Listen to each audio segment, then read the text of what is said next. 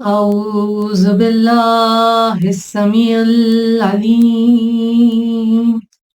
من الشيطان اللعين الرجيم. بسم الله الرحمن الرحيم. الحمد لله رب العالمين. الصلاة والسلام على أشرف الأنبياء والمرسلين وعلى أهل بيته الطيبين الطاهرين المعصومين. أما بعد فقد قال الله تعالى في كتابه المبين وهو أصدق الصادقين. بسم الله الرحمن الرحيم. الله ولي الذين آمنوا يخرجهم من الظلمات إلى النور. صدق اللہ العلی العظیم. عزیزان گرامی، سرنامہ کلام میں سورہ مبارکہ بقرہ کی آیت نمبر 257 کی تلاوت کا شرف حاصل کیا گیا. اللہ ہے ولی ان لوگوں کا جو ایمان لائے اور نکال کے لے جاتا ہے انہیں اندھیروں سے، ظلمات سے نور کی طرف، روشنی کی طرف. یہ آیت جو آیت الکرسی ہے مکمل اس کا حصہ ہے، اس کے آخری حصے میں آیت شمار ہوتی ہے. یہ آیت مبارکہ، اس کا ذکر ہم نے بہت دفعہ کیا. آج موضوع سخن تھوڑا فلسفیانہ بھی ہے اور ہمارے ذہن کو، ہمارے شعور کو جھنجھوڑنے کی بات ہے. تھوڑا سا غور و فکر کرنے کی دعوت دی جا رہی ہے. جس طرح کہ بار بار قرآن حکیم میں اللہ تعالیٰ نے کہا کہ تم قرآن میں تدبر کیوں نہیں کرتے، تفکر کیوں نہیں کرتے، کیا تمہارے دلوں پر قفل چڑھے ہوئے ہیں. یعنی دل کے شعور کے لیے، دل کا شعور، جس طرح بی بی فاطمہ زہرا سلام اللہ علیہ نے خطبہ فتق میں فرمایا کہ اللہ تعالیٰ نے توحید کے شعور کو دلوں میں پیدا کیا. اور عزیزان گرامی، جب ہم دین کو پریکٹیکل لائف میں سمجھنے کی اور امپلیمنٹ کرنے کی بات کرتے ہیں تو یہ بہت ضروری ہے کہ جو دنیاوی علم ہے اس کے ساتھ ساتھ دین کو سمجھا جائے. کسی وجہ سے کہا گیا کہ علم حاصل کرو، خواہ تمہیں چین جانا پڑے. حدیث مبارکہ ہے، ہم سب جانتے ہیں. اب چین میں قرآن و حدیث کا علم تو نہیں مل رہا تھا، ظاہر دنیاوی علم تھا. پھر جو جنگی قیدی آتے تھے مسلمانوں کے پاس، ان سے کہا جاتا تھا کہ ہمارے بچوں کو اگر تم نے جزیہ دینے کی یا فدیہ دینے کی یا جو مال غنیمت ہوتا ہے اس میں جس طرح سے ٹیکس ہوتی ہے، جو قوم شکست خوردہ ہوتی ہے وہ ٹیکسز ادا کرتی ہے، تو انہیں یہ کہا گیا کہ ہمارے بچوں کو پڑھا دو. اب وہ ظاہر قرآن و حدیث یا اسلامی علم تو نہیں رکھتے تھے، دنیاوی علم رکھتے تھے، وہ یہودی.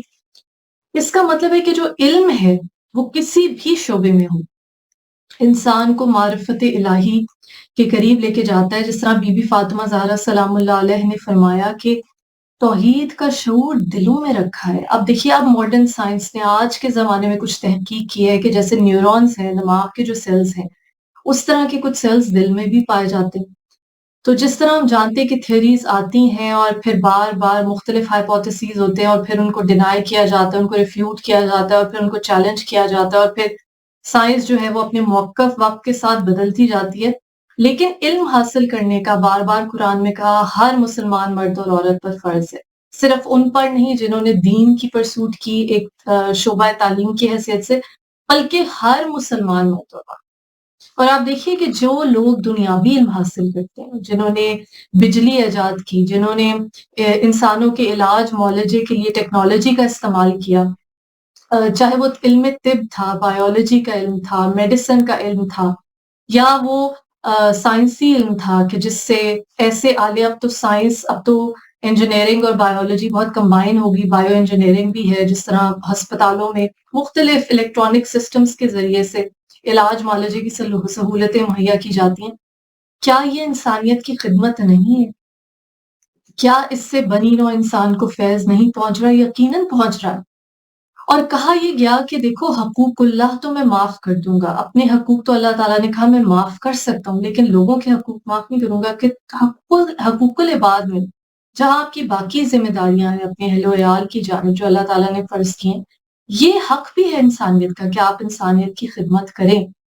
امام حسین علی مقام علیہ السلام فرماتے ہیں کہ زندگی تھوڑی سی رہ گئی ہے، تمہارے پاس تھوڑی سی مہلت رہ گئی ہے، جتنا ہو سکے کسی کی مدد کرتے جاؤ. اب عزیزان گرامی، ہم نے غور و فکر آج کرنا ہے. ہم آج بات کریں گے پیرالل یونیورسز. اب جو وہ زمانہ ہے کہ بہت ساری ایسی سائنس فکشن کی فلمز بنتی ہیں، سیریز بنتی ہیں، ڈاکیومنٹریز بنتی ہیں. ٹائم ٹریولنگ کا کانسیپٹ ہے، وقت میں سفر کرنے کا جو کانسیپٹ ہے، اس کو بہت دفعہ سے انسان کو ہمیشہ سے اس نے بہت زیادہ محظوظ بھی کیا ہے، انٹرسٹڈ بھی رکھا ہے. انسان کی بہت دلچسپی رہی ہے اس میں ٹائم ٹریولنگ کے کانسیپٹ میں.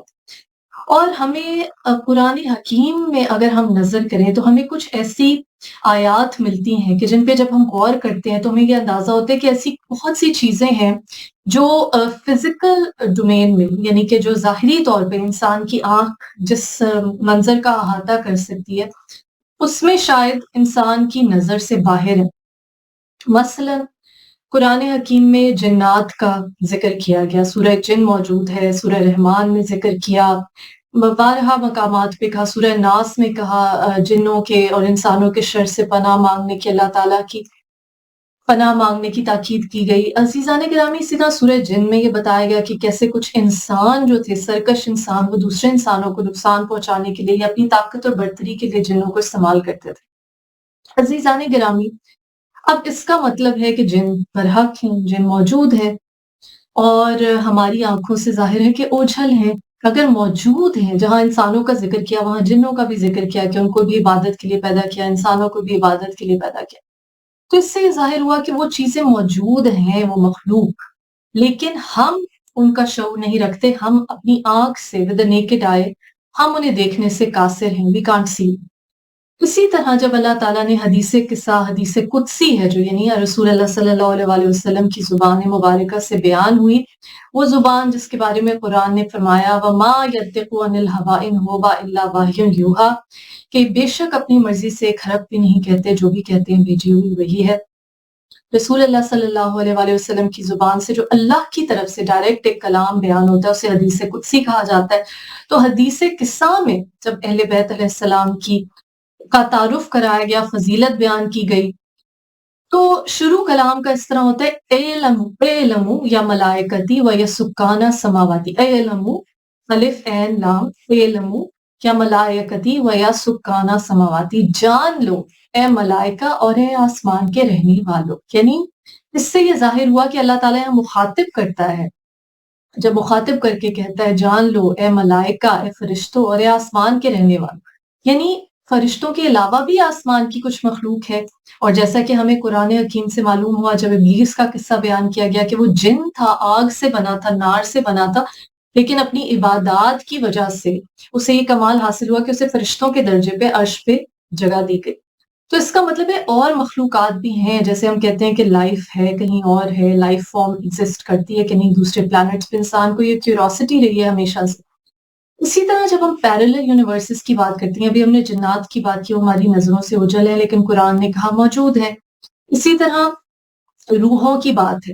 مولا کائنات مولا علی علیہ السلام نے فرمایا کہ جسم کی افزائش کی، دیکھ بھال کی، نشو و نما کی اتنی فکر نہ کرو کہ یہ تو مٹی میں مل جانے، ختم ہونے والی چیز ہے. ہاں، روح ہمیشہ رہنے والی ہے، تو اپنی روح کی افزائش کی، روح کی نشو و نما کی کوشش کرو کہ یہ ہمیشہ رہنے والی. اور جیسے قرآن حکیم نے کہا جب حضرت آدم علیہ السلام کا پتلا بنایا، اور یہ دیکھیے خاکی پتلا ہے، یہ نہیں کہا کہ خالی روح کو سجدہ کرو. نفخت فیہ من روحی، جیسے ہی میں آدم کے اس پتلے میں اپنی روح پھونک دوں تو فوراً سجدے، فقعوا لہ ساجدین، فرشتوں کو کہا فوراً سجدے میں گر جاؤ. اور سب سجدے میں گر گئے الا ابلیس سوائے ابلیس. کس کا مطلب ہے اللہ تعالیٰ کی اپنی روح ہے. کہا نفخت فیہ من روحی، اپنی روح پھونک دو. اب اللہ تعالیٰ چونکہ ہمیشہ رہنے والا ہے، یا حی یا قیوم ہے، تو اس کی روح بھی ہمیشہ رہنے والی ہے. اور یہ کہا گیا کہ روح روح سے گفتگو کر سکتی ہے، روحیں حیات ہیں. اور پھر قرآن حکیم میں وہ بات، یعنی وہ روح اس وقت بھی موجود تھی. کہا لستو بربکم، جب وعدہ لیا گیا عالم ارواح میں کہ کون ہے تمہارا رب، تو جو لبیک کہنے والی روحیں تھیں انہوں نے کہا کہ اللہ ہمارا رب ہے. اب اس وعدے کی تجدید ہم نے اس دنیا میں کرنی ہے، زندگی میں کرنی ہے، اور پھر دعا گو رہنا ہے اور عمل سے کوشش کرنی ہے، کوشاں رہنا ہے کہ ہمیں ایمان کی حالت میں اپنے پروردگار عالم کے پاس پہنچے الہیہ میں. اب قرآن حکیم میں ایک اور دیکھیے کانسیپٹ بیان کیا گیا، وَلَا تَحْسَبَنَّ الَّذِينَ قُتِلُوا، جو اللہ کی راہ میں قتل کر دیے گئے، شہید ہو گئے، وہ انہیں تم ہرگز مردہ نہ سمجھو، وہ زندہ ہیں، اپنے رب کے پاس سے رزق حسن پاتے ہیں، مگر تم ان کا شعور نہیں رکھتے، ادراک نہیں رکھتے. اب دیکھیے خالی میٹافوریکلی نہیں کہا کہ زندہ ہے، نام زندہ ہے، بلکہ کہا جو شہید ہیں وہ زندہ ہے. اور زندگی کی علامت کیا ہے؟ سسٹیننس، رزق. کہا وہ اپنے پروردگار کی طرف سے رزق پاتے ہیں. یعنی کہ جو شہید ہیں انہیں تم مردہ نہ کہو، تم ان کا گمان نہیں کر سکتے، یعنی کہ تم نہیں شعور رکھ سکتے، لیکن وہ زندہ ہے، اپنے پروردگار کی طرف سے رزق پاتے ہیں. تو اب کتنی اہم بات ہے کہ وہ رزق پا رہے ہیں، زندہ ہیں، تم ان کا شعور نہیں رکھتے. تو اب ایک اور کیٹیگری ہمیں مل گئی شہداء کی، کہ جو حیات ہیں، جو موجود ہیں، جو حیات جاودانی پا گئے. اور شاید جہاں تک ہماری سوچ ہے، جہاں تک ہمارا ادراک ہے، ہماری فہم ہے، ہماری محدود عقل ہے، ہماری محدود نگاہ میں وہ سامنے تو نہیں ہے. ہم تو اپنے ذکر میں جیسے وہ شہداء جو امام حسین علیہ مقام علیہ السلام کے ساتھ جام شہادت نوش کرتے ہیں، جب زیارت عاشورہ پڑھی جاتی ہے تو ان ارواح کو جنہوں نے اپنے آپ کو فنا کیا اور بقا پا گئے امام حسین علیہ السلام کے ساتھ، ان کے لیے بھی سلام بھیجا جاتا ہے. اتنی خوش قسمت وہ ارواح ہیں. لیکن قرآن نے کہا وہ رزق پاتے ہیں، تم ان کا ادراک نہیں رکھتے. اس کا مطلب ہے کہ وہ جہاں بھی موجود ہے. اب اس کو ہم تھوڑا سا عام فہم جو عقل ہے اس کے حساب سے سمجھنے کی کوشش کریں گے. عزیزان گرامی، دیکھیے ہم جس کو کہتے ہیں پرسیپشن، دیکھنے والے کی نگاہ، جیسے کہا جاتا ہے کہ beauty lies in the eyes of the beholder, یعنی کہ جو دیکھ رہا ہے اس کی نگاہ پہ منحصر ہے. جیسے لیلا مجنوں کا قصہ بہت مشہور ہے، سنا ہوگا، بہت سے کلام اس کے بارے میں لکھے گئے، صوفیاء کرام کے کلاموں میں بھی اس کا ذکر کیا گیا. قیس مجنوں جو ہے وہ لیلا کے لیے دیوانہ تھا، اور کسی دیکھنے والے نے کہا کہ تمہاری لیلا تو کالی ہے. تو مجنوں نے جواب دیا کہ تمہارے پاس وہ آنکھ نہیں ہے جو اس کے حسن کو دیکھ سکے، قرآن کے حروف بھی تو کالے ہیں. تو یہاں سے یہ پتا چلا کہ ایک پرسیپشن ہے، انسان کا دیکھنے کا نظریہ ہے، ہر انسان کی وہ نگاہ ہے کہ جس سے اس کی حقیقت ڈیفائن ہوتی ہے. جس طرح ماں کو اپنا بچہ بہت خوبصورت لگے گا، چاہے وہ جیسا، چاہے دنیا کی نظر میں وہ عام شکل کا ہو، اتنا حسین و جمیل نہ ہو، لیکن ماں کی نظر میں وہ بچہ خوبصورت ہوگا. اسی طرح عزیزان گرامی، ریالٹی جو ہے وہ دراصل انسان کی اپنی سوچ کی اختراع بن جاتی ہے. جیسے مولائے کائنات خطیب منبر سلونی باب مدینۃ العلم مولا علی علیہ السلام فرماتے ہیں کہ خوش قسمت وہ ہے جو اپنی قسمت پر خوش قسمت وہ ہے جو اپنی قسمت پر خوش ہے. اس کا مطلب کہ کیسی بھی قسمت ہو لوگوں کی نظر میں، دنیاوی کرائٹیریا سے اگر آپ میجر کریں کہ کسی کے پاس دولت کم ہے، زیادہ ہے، اولاد کی نعمت ہے یا نہیں ہے، صحت کی نعمت ہے یا نہیں ہے، دنیاوی مال و اسباب، طاقت، شہرت، عزت ہے یا نہیں ہے، خوش قسمت مولا نے کہا وہ ہے جو اپنی قسمت پہ خوش ہے. اس کا مطلب ہے کہ یہ پرسیپشن ہے انسان کی. یہاں وہ حسین و جمیل جملہ، میری بی بی جو مولائے کائنات خطیب منبر سلونی باب مدینۃ العلم کی بیٹی کی زینت ہے. زینب لغوی معنی باپ کی زینت علیہ السلام، بی بی زینب عالیہ علیہ السلام جو شریکت الحسین ہیں، جو شہید انسانیت امام حسین علیہ السلام کی شہادت کی گواہ ہیں، جو مجلس حسین ذکر حسین کی بانی ہیں، جو کربلا میں حق و باطل کے معرکے کی واحد گواہ ہیں، جو گواہ توحید ہیں، گواہ رسالت ہیں، گواہ امامت ہے، گواہ شہادت ہے. بی بی کا وہ خوبصورت تاریخی جملہ.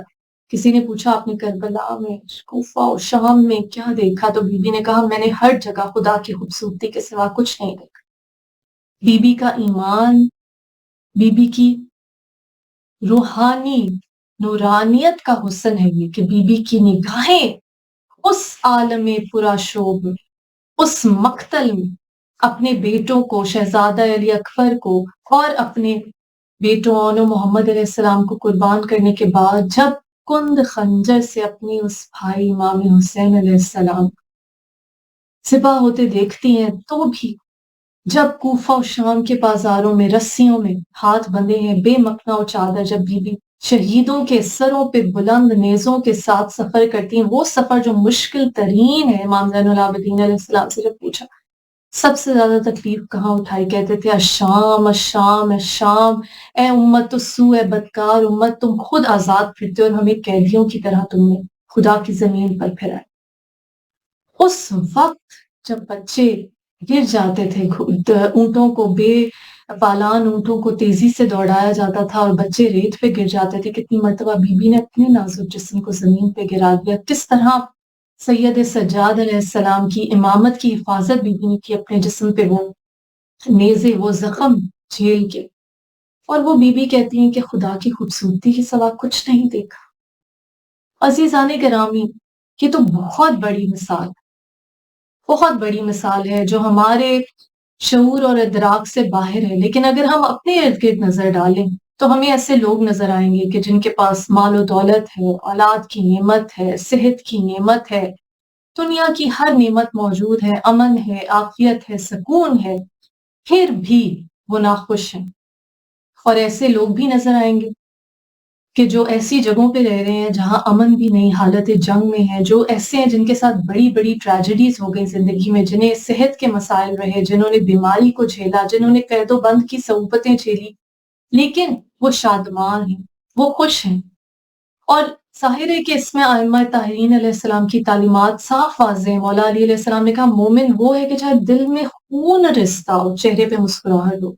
تو یہ ایمان کے درجات ہیں، لیکن انسان کی اپنی سوچ، اس کے خیالات، اسی لیے مولا کائنات مولا علی علیہ السلام نے کہا کہ اپنی سوچ کو پاکیزہ رکھو، اچھی سوچ پر وہ صلہ ملتا ہے جو اچھی عبادت پر بھی نہیں ملتا، کیونکہ سوچ میں کوئی دکھاوا نہیں۔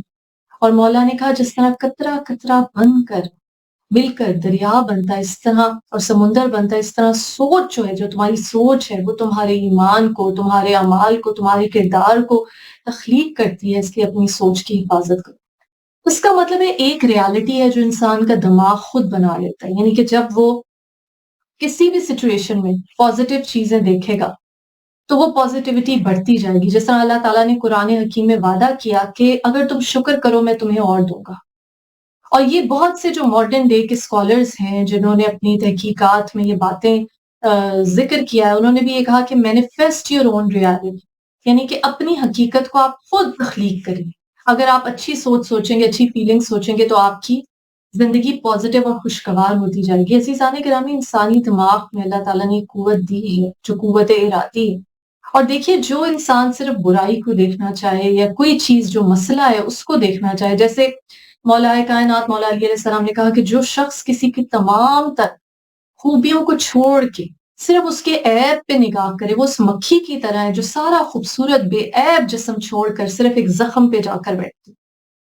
تو عزیزان گرامی، یہ جو سوچ ہے، یہ جو دیکھنے کا نظریہ ہے جس سے آپ دیکھتے ہیں، اگر آپ چاہیں، بی بی فاطمہ زہرا سلام اللہ علیہ نے خطبہ فدق میں فرماتی ہیں کہ پروردگار عالم کی حمد و ثنا ہے کہ جس نے تمہیں اتنی نعمتیں دی کہ جس کا تم شعور بھی نہیں رکھتے، یعنی کہ نعمتوں کا شعور بھی نہیں۔ اگر دیکھا جائے یہ جو زبان چل رہی ہے، کتنے ہی جسم کے مسلز ہیں جو حرکت میں ہے، تو دماغ سے میسیجز جا رہے ہیں تو یہ زبان چلتی ہے، سوچ کی تخلیق جو ہے وہ زبان میں کس طرح سے ٹرانسلیٹ ہوتی ہے، یہ نعمت، انسان سانس لے رہا ہے بغیر اس کی اویئرنیس رکھتے ہوئے سانس لے رہے ہیں، کتنی بڑی نعمت ہے۔ اگلے لمحے اگر سانس نہ آئے، اللہ تعالیٰ کے اختیار میں، انسان کے اختیار میں نہیں، کتنی بڑی نعمت۔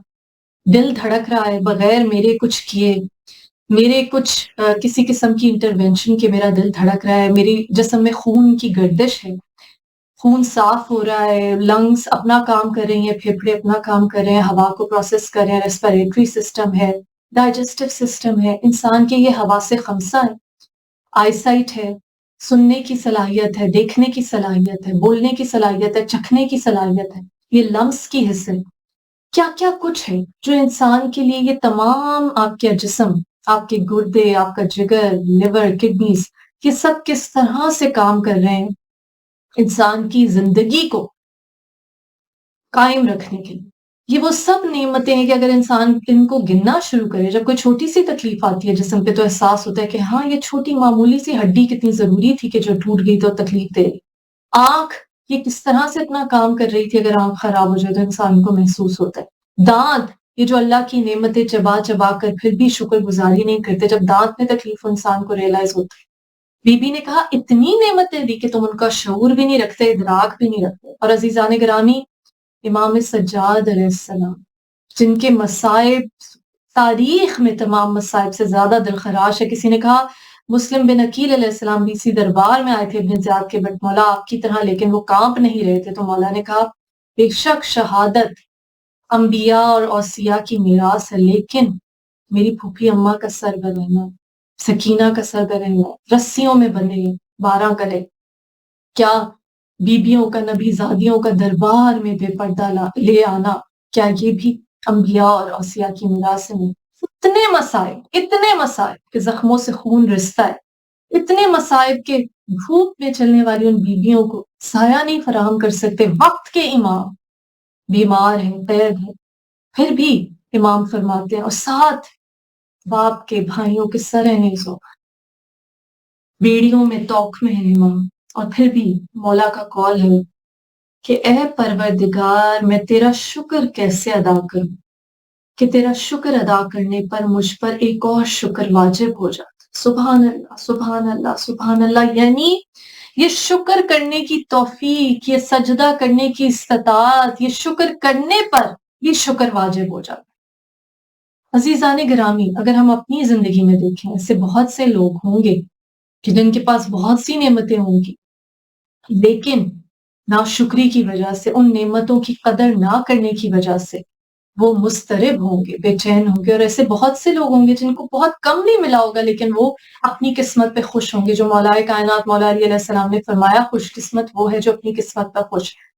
اس کو ایک اور طریقے سے سمجھتے ہیں، یعنی کہ ایک جیسے حالات ہیں دو لوگوں کے، لیکن ایک کی ریالٹی اس کی سوچ کی وجہ سے کچھ اور ہے. وہ یہ چاہے گا، وہ کہے گا کہ میں بہت خوش ہوں، میں بہت خوش قسمت ہوں، مجھ پہ اللہ تعالیٰ کی نعمتوں کی بارش ہی بارش ہے. اگر میں خوبصورت منظر ہی دیکھ رہا ہوں، پھولوں کو دیکھ رہا ہوں، سبزے کو دیکھ رہا ہوں، ہریالی کو دیکھ رہا ہوں، بارش کو دیکھ رہا ہوں، آواز سن رہا ہوں بارش کی، تو مجھ سے بڑا کوئی خوش قسمت نہیں. جس طرح رسول اللہ صلی اللہ علیہ وآلہ وسلم نے فرمایا اگر تم صبح اٹھو، تمہارے پاس صحت ہو، تمہارے گھر والے امن و امان میں ہو، تمہارے پاس ایک دن کا رزق موجود ہے، تو تم سے بڑا کوئی خوش قسمت. اور ایسے بھی ہوں گے جن کے پاس 7 نسلوں کے لیے رزق موجود ہوگا، کم از کم چلو اپنی حیات تک تو ہوگا، ہر طرح کی سہولت ہوگی، لیکن وہ خوش نہیں ہوں گے، بے چین ہوں گے. اس کا مطلب ہے انسان کی سوچ اس کے لیے جنت بھی کریٹ کر سکتی ہے، جہنم بھی کریٹ کر سکتی ہے. اور عزیزان گرامی، یہ جو خواہش کی قید میں انسان جکڑا جاتا ہے کہ کوئی ایک چیز اسے نہ ملے، اسی کی طرف انسسٹ کرتا ہے، اسی کے بارے میں سوچتا ہے، obsessive thinking جس کو ہم کہتے ہیں، یہ انسان کو سکون نہیں کرنے دیتی. اگر ہم ریالٹی، اچھا ہم اس کو ایک اور طریقے سے سوچتے ہیں. جب آپ ایک کوئی کتاب پڑھتے ہیں، اس میں جو رائٹر ہے، جو لکھاری ہے، جو ادیب ہے، مصنف ہے، کتاب لکھنے والا ہے، وہ منظر کشی کرتا ہے. اب جو کتاب ہے اس کو کہا جاتا ہے بہترین دوست ہے، اور کتاب انسان کو، جو اچھا رائٹر ہوتا ہے وہ ہاتھ پکڑ کے ایسے منظر میں کرٹن ایک ڈرا کرتا ہے، ایک پردہ کرتا ہے، اور ایسی جگہ پہ آپ کو لے جاتا ہے جہاں آپ نہیں گئے گا. آپ نے کسی پرانے زمانے کی ہسٹری کی کوئی ایسی کتاب اٹھائی جس میں اس ادیب نے، اس مصنف نے، اس رائٹر نے ایسی منظر کشی کی اس وقت کی کہ آپ اس دور میں پہنچ گئے.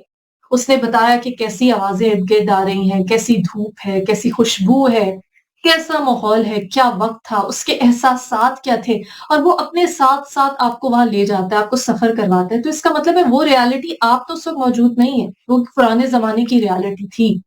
لیکن اس شاعر نے جس طرح سے اپنی سوچ کے ذریعے، اپنے الفاظ کے ذریعے، اپنی فیلنگز کے ذریعے، اپنے جذبات، احساسات کے ذریعے اپنے الفاظ کو میں کیپچر کیا، اپنی سوچ کو، اپنی پرسیپشن کو، اپنے ویوز کو، اور اپنے اس وقت کے اوپینین کو اور احساسات کو، اور لفظوں میں پرو کر آپ کے سامنے ایسے پیش کیا کہ آپ کو لگا آپ وہاں موجود ہیں. تو یہ بھی ریالٹی کی ایک فارم ہے. تو جب ہم زبان و مکان کی بات کرتے ہیں، اللہ تعالیٰ تو یہ ٹائم کا کانسیپٹ ہے، یہ بھی اللہ تعالیٰ کے ہی اختیار میں، جس طرح رسول اللہ صلی اللہ علیہ وآلہ وسلم کو معراج کے موقع پر آسمان کی سیر کرائی گئی اور وقت اپنی جگہ پر تھم گیا، اس سپیڈ آف لائٹ سے بڑھ کر جو سپیڈ تھی اس میں سفر کرنے کی، اسی طرح سے اس دنیا میں وقت سٹینڈ سٹل رہا اور آپ عرش مولا کی زیارت کر کے آئے۔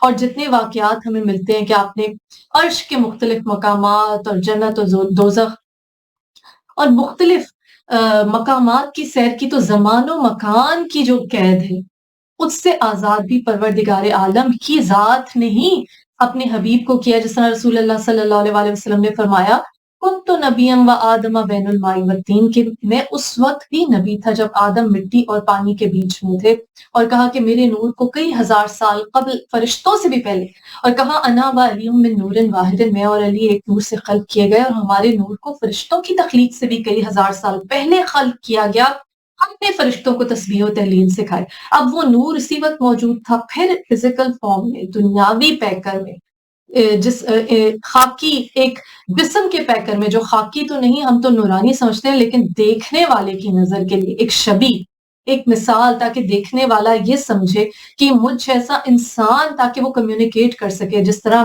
حافظ صاحب مرحوم کہتے تھے کہ طوطے کو جب بولنا سکھایا جاتا ہے تو ایک آئینہ سامنے رکھا جاتا ہے، مرر سامنے رکھا جاتا ہے، پیچھے سے انسان بولتا ہے، لیکن طوطے کو اپنی شکل نظر آتی ہے، اسے لگتا ہے اپنے جیسا ہم جنس بول رہے ہیں۔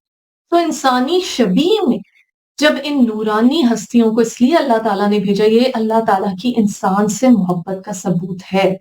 وہ جو سجدہ کیا گیا حضرت آدم علیہ السلام کو، اس پیکر خاکی کو جب جنوں سے، جب فرشتوں سے سجدہ کروایا گیا، جن جو ابلیس اس وقت فرشتوں کے لیول پہ تھا، کہا فَقَعُوا لَهُ سَاجِدِينَ، جیسے ہی اپنی روحوں کو سجدے میں گر جاؤ، وہ فا بھی عزیزان گرامی زمان و مکان کی قید سے آزاد تھا، اور وہ فا بھی من کن تو مولا فہذا ہی مولا، جس جس کا میں مولا اس کا ہی مولا۔ وہ جن فرشتوں کو تسبیح و تحلیل سکھائی ہوگی اس وقت اللہ تعالیٰ کے فرشتوں کو، نبی اکرم صلی اللہ علیہ وآلہ وسلم جب ان کی تخلیق ہوئی فرشتوں کی تخلیق سے اور آدم کی تخلیق سے کہیں پہلے، وہ فا بھی کہ جن جن کے تب مولا رسول اللہ صلی اللہ علیہ وآلہ وسلم ان کے اس وقت بھی مولائے کائنات مولا علیہ السلام، اور یہ زمان و مکان کی قید سے آزاد ہے۔ یہ فا من کن تو مولا فہذا ہی مولا۔ اسی طرح عزیزان گرامی،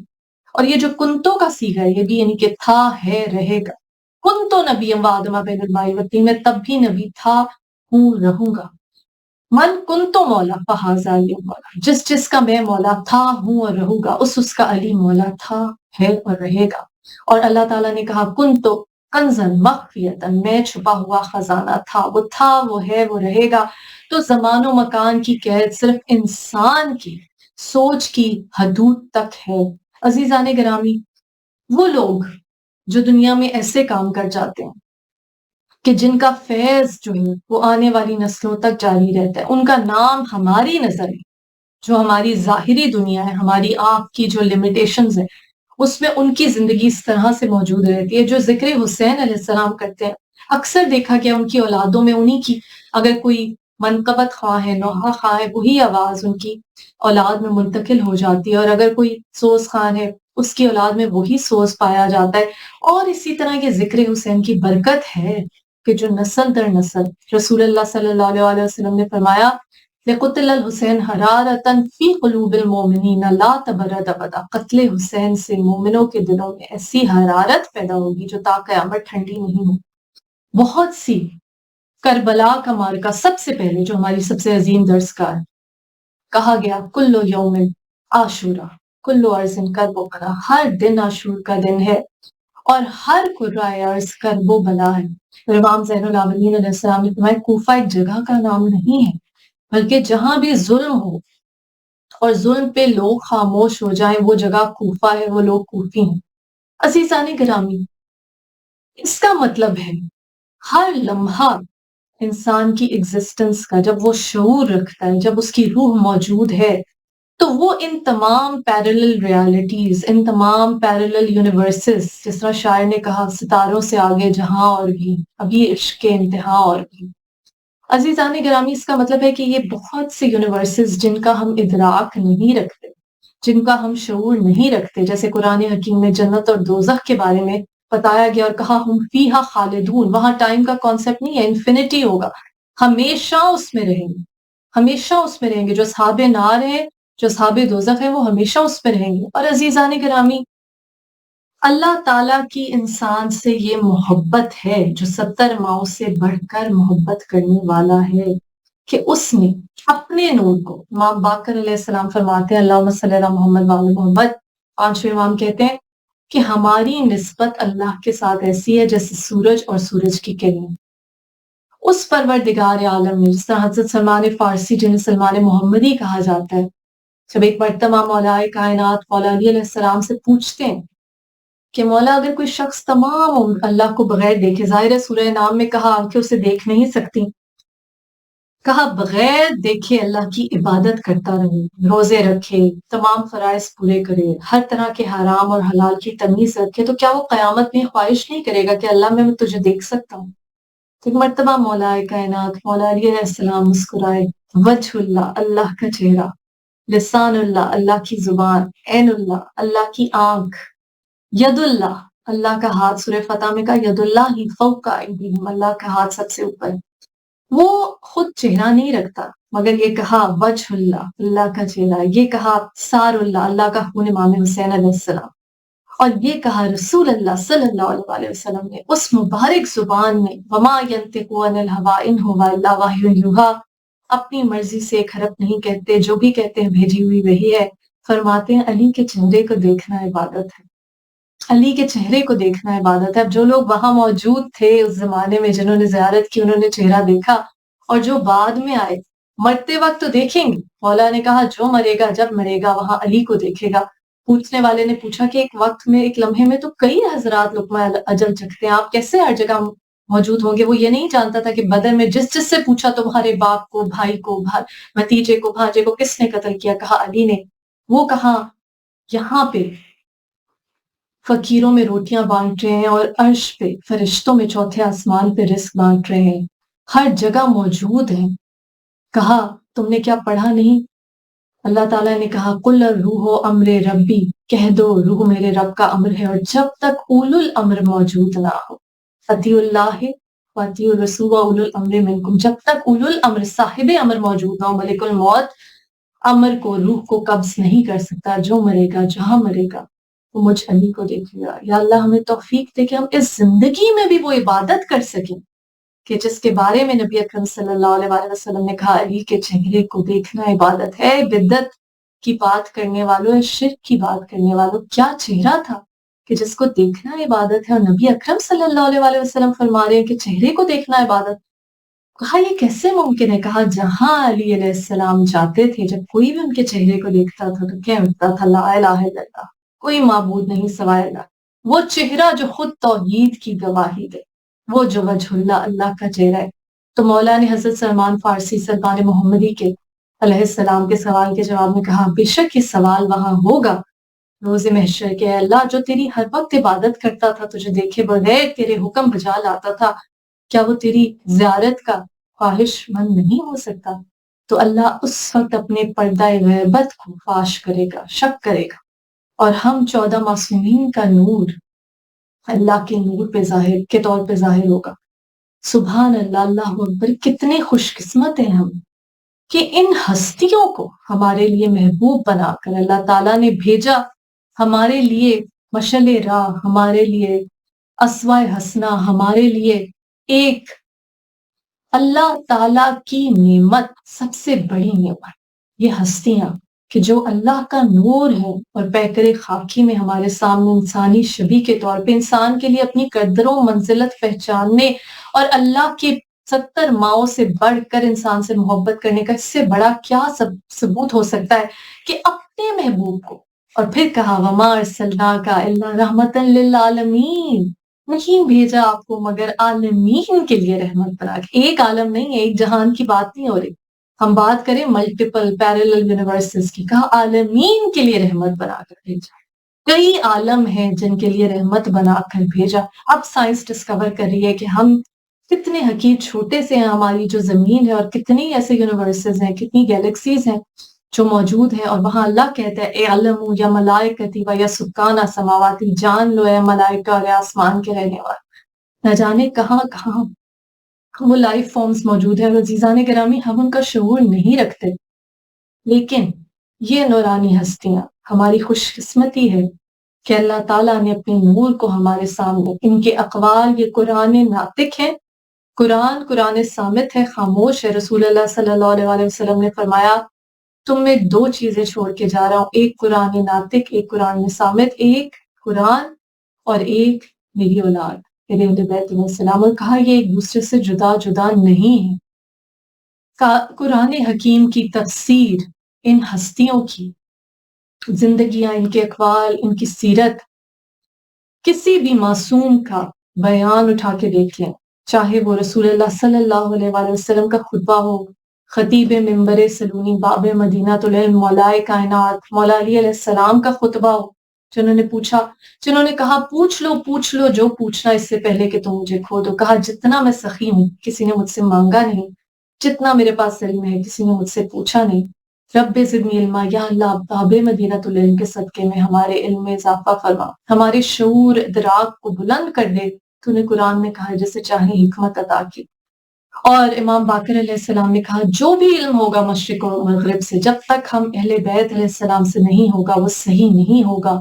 امام جعفر صادق علیہ السلام نے فرمایا کہ جو اپنی عقل ہے تمہاری محدود عقل میں ہمارے اقوال کو جانچنے کی، سمجھنے کی کوشش نہ کرو، اور تمہاری عقل کی سطح سے بہت بلند ہے۔ جس طرح قرآن کے بارے میں نبی اکرم صلی اللہ علیہ وسلم نے فرمایا ظاہر حسین ہے، باطن عمیق اور گہرا، اس کو سمجھ نہیں سکتے مگر وہ کہ جو اللہ تعالیٰ کا نور ہے، جنہیں اللہ تعالیٰ نے علم لدنی دیا، چاہے خطاب رسول اکرم صلی اللہ علیہ وآلہ وسلم کا ہو، چاہے بیان خطبات مولا کائنات مولا علی علیہ السلام کے ہوں، چاہے بی بی فاطمہ تو زہرا سلام اللہ علیہ کے خطبات، بی بی زینب عالیہ علیہ السلام کے خطبات، امام زین العابدین علیہ السلام کے خطبات، ان تمام اہل بیت علیہ السلام کے جب ہم اقوال کو، بیانات کو دیکھتے ہیں، ان میں سے کوئی بھی ایک دوسرے سے بھی متصادم نہیں، کہیں کانٹرڈکٹ نہیں کرتے ایک دوسرے کو، اور کہیں بھی یہ قرآن کو کانٹرڈکٹ نہیں کرتے، بلکہ قرآن کو کمپلیمنٹ کرتے ہیں، قرآن کو ایکسپلین کرتے ہیں، ہمارے لیے آسان بناتے ہیں، اور ان کی زندگیاں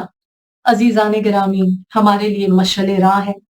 آج کی گفتگو کا اختتام یہ جو روحانی دنیا ہے جس میں ہم اللہ تعالیٰ سے کنیکٹڈ ہیں، اللہ تعالیٰ نے اپنی روح پھونکی، یہ انسان کو وہ دیدہ بینا دیتی ہے کہ جو وہ حقیقت سے بیونڈ، وہ حقیقت جو اس کی آنکھ کے دائرے میں محدود ہے، اس سے بیونڈ دیکھ سکتا ہے، اس سے آگے دیکھ سکتا ہے، اور روحانی طور پہ انسان جب بیدار ہو جاتا ہے، اور کس طرح سے بیدار ہوتا ہے، مولائے کائنات مولا علی علیہ السلام نے کہا کہ عشق روح کو پاک کرتا ہے، عشق روح کو بلند کرتا ہے، پانی جسم کو پاک کرتا ہے، آنسو نفس کو پاک کرتا ہے، اور علم عقل کو پاک کرتا ہے، اور عشق روح کو پاک کرتا ہے۔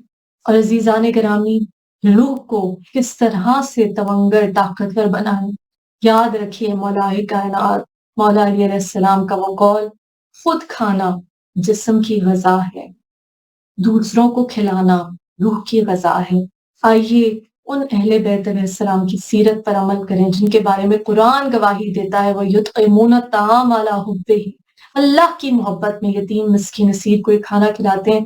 بی بی فاطمہ زہرا سلام اللہ علیہ اپنے بچوں کے حصے کا افطار کا کھانا جب منت کے روزے رکھے، امام حسن علیہ السلام، امام حسین علیہ السلام کی شفا یابی کے لیے بیمار تھے دونوں بچے، اور قرآن نے کہا وَمَا أَنفَقْتُم مِّن نَفَقَةٍ أَوْ نَذَرْتُم مِّن نَذْرٍ، کہ اپنی منتوں کو، نظروں کو پورا کرتے ہیں، اور جب افطار کا وقت آتا ہے تو وہ مختصر سے وہ موڈس سا کھانا بھی جب کوئی دروازے پر دستک دے کے سوال کرتا ہے، چاہے وہ فرشتے ہوں یتیم مسکین اسیر کے بیس، اپنے حصے کا کھانا، اپنے بچوں کے حصے کا افطار کا کھانا بھی ان کو دے دیتے۔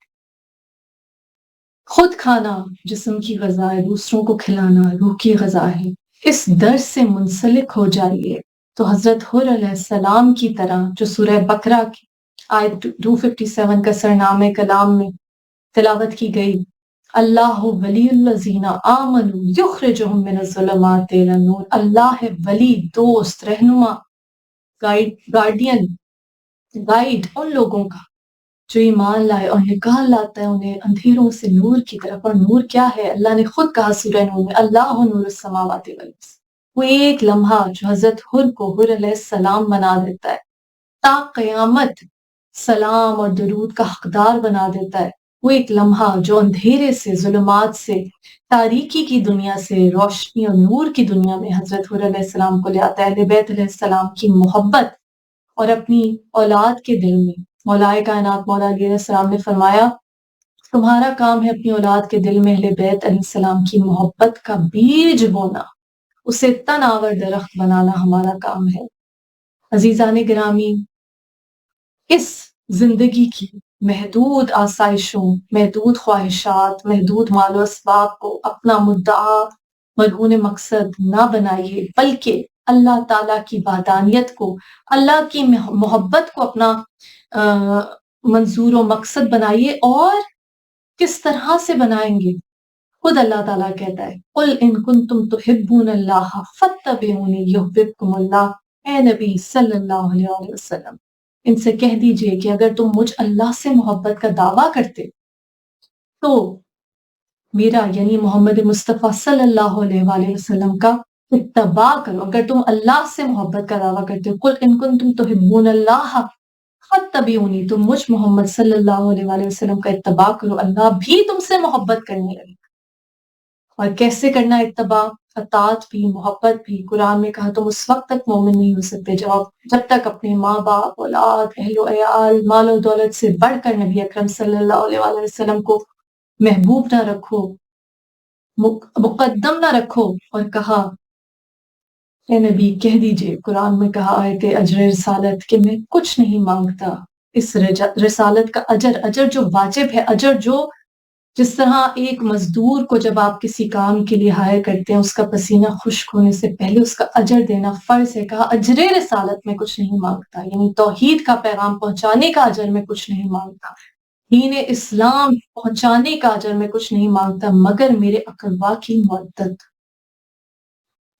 مودت قربا کی مودت.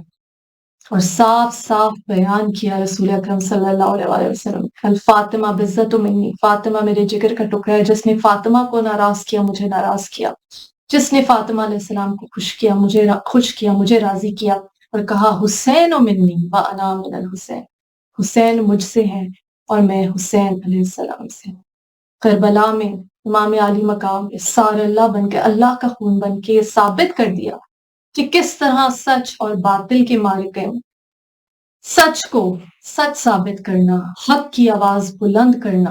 امام حسین علی مقام علیہ السلام نے اللہ کی توحید، رسول اکرم صلی اللہ علیہ وآلہ وسلم کی رسالت، مولا کائنات مولا علی علیہ السلام کی امامت و ولایت اور تمام امت کی نجات، معرفت حق اپنے سار اللہ ہوتے ہوئے اپنے اس مبارک لہو سے کربلا کی ریت پر کلمہ توحید، کلمہ رسالت، کلمہ ولایت لکھ کر ثابت کر دیا کہ کس طرح رسول اللہ صلی اللہ علیہ وآلہ وسلم کی حدیث حسین منی فانا من الحسین، حسین مجھ سے ہے اور میں حسین سے ہوں، کس طرح سے یہ روشن کرتی ہے اسلام کو، حق کو، توحید کو، رسالت کو، امامت کو رہتی دنیا تک.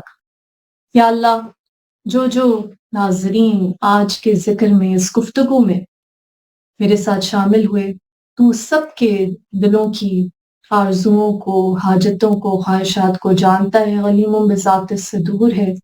تمام حاضر مجلس کی دعاؤں کو اپنی بارگاہ میں قبول و منظور فرما. یا اللہ، جو بیمار ہیں، بیمار کربلا کے صدقے میں انہیں شفائے کلی عطا فرما. یا اللہ، جو طالب علم امتحان دے رہے ہیں، مولا کائنات مولا علی علیہ السلام کے باب مدینۃ العلم ہونے کے صدقے میں انہیں امتحانوں میں کامیابی عطا فرما. یا اللہ، جو رزق کے خواہاں ہیں، تو نے کہا شہید ہیں انہیں مردہ نہ سمجھو، میرے پاس سے رزق پاتے ہیں، زندہ ہے، اس رزق کے حسن کے صدقے میں ہم سب کے رزق میں اضافہ فرما. جن کے پاس اپنے گھر نہیں، پروردگار عالم وہ گھر دے جو مجلس شبیر کے لیے ہوں. جو اولاد نرینہ کے خواہش مند ہیں، شہزادہ علی اصغر علیہ السلام کے صدقے میں پاک و طیب بے عیب صحت مند اولاد عطا فرما۔ یا اللہ ہم سب کے علم میں اضافہ فرما، رب زدنی علما۔ یا اللہ ہمیں اپنی روح کو تقویت دینے اور اس کی نشو نما کرنے کی توفیق عطا فرما۔ یا اللہ ہمیں اپنی رضا میں راضی رہنے کی توفیق عطا فرما۔ یا اللہ ہمیں کوئی غم نہ دے سوائے غم حسین کے، طول عمر عطا کر، اور شبیر کا غم بانٹ رہا ہے تو ادھر دے۔ لعنت اللہ علی قوم الظالمین۔ اللہم صلی علی محمد وآل محمد وعجل فرج۔